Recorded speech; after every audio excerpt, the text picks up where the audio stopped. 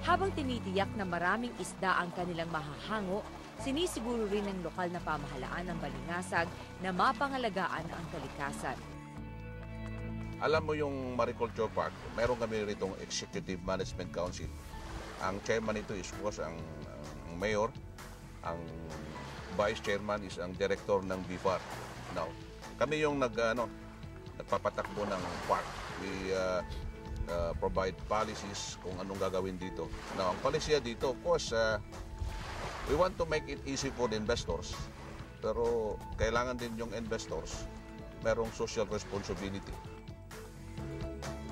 Tunay na ang pagkakaroon ng Mariculture Park sa Balingasag ay isang investment at employment opportunity di lamang sa mga taga-Balingasag, kundi maging sa mga karatig lalawigan na mabibiyayaan nito.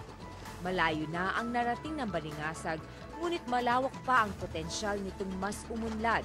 Ang pagbibigay ng sapat na supply ng isda habang pinangangalagaan ang kalikasan.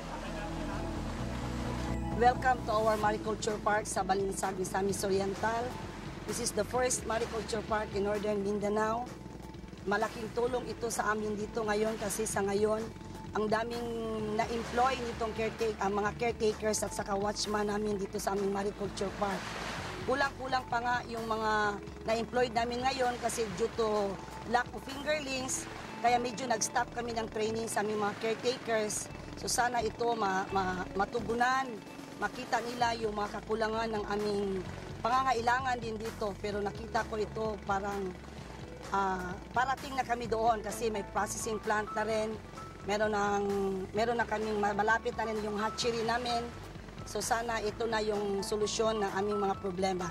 Gusto ko sana magpapasalamat ang ating Pangulo, umuna sa lahat sa ating Panginoon na binigyan kami ng maging beneficiary sa Rentoon at sa ating Pangulo na mayroon siyang project dito sa waterfall na Rentoon Cage